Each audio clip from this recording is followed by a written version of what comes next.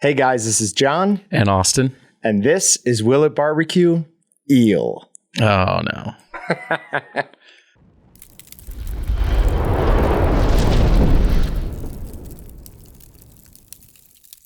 We have a Will It BBQ.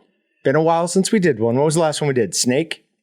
Was snake the last one? I think snake was the last one because it was duck, or not duck, beaver tail, snake, and then this.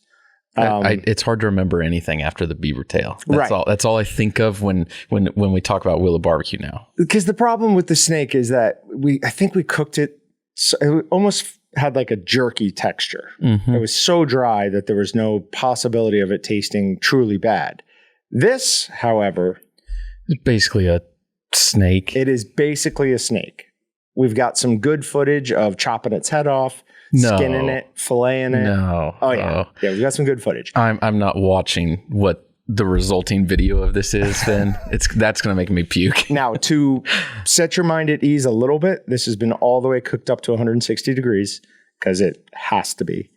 You don't want to mess around with undercooked eel, apparently. So it's been cooked up to 160 degrees. It marinated overnight in the Argentinian barbecue marinade.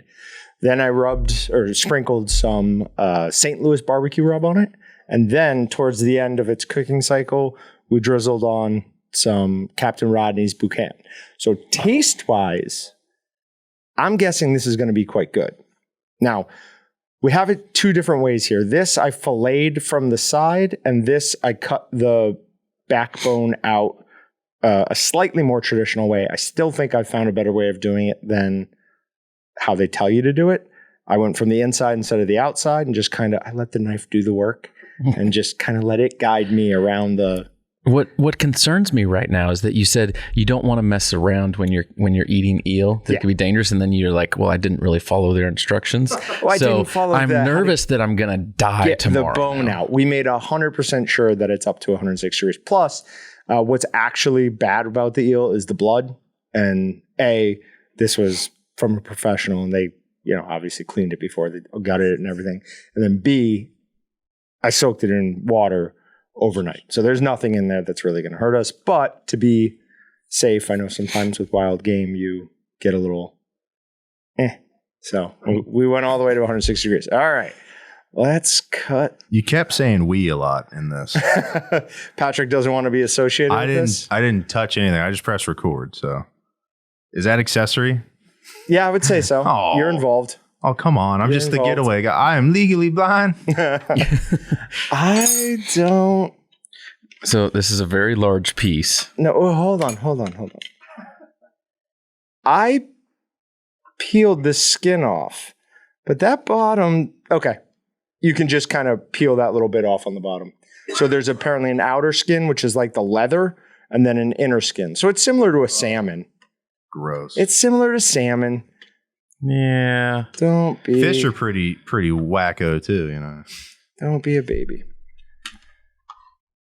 This is... also don't take that whole... Oh, okay. Don't eat that piece. Is this close? Do you see this? What's that? That's the fin. Well, goodness gracious. It's just the fin. What am I supposed to eat? There's no bone in that, but it probably isn't going to have a real pleasing texture to it. So yeah, eat that little piece right there. Is eel closer to a snake or a fish? That's an excellent question. Yeah, so is it technically it's got to be a fish or a reptile? No, it's technically a fish. You say that with such confidence and then look off into the distance. That's how I do everything that I don't know. You just be confident and then you think about it. Yeah, no one's going to check you here. It smells okay. Okay. Ready? Yeah. Bottoms up. You guys start. No, it's just fish. You guys start going nuts. It's not good fish. No, but it's not. It's not bad. No, bad. That's not bad at all. I don't think it's like a beautiful piece of mahi-mahi or something, but the seasoning we put on it. Is it helping? Yeah, the texture's not bad disgusting. at all. No. The flavor's good, and it doesn't smell bad. I was worried it might smell too. Oh, it smelled bad yesterday. Oh. Before we soaked it in brine overnight. It wasn't a lot of prep too either. Like eel, you'd go, I'm intimidated by it, but we dumped it in Pulling off the skin wasn't, I wouldn't say easy. I've had, pulling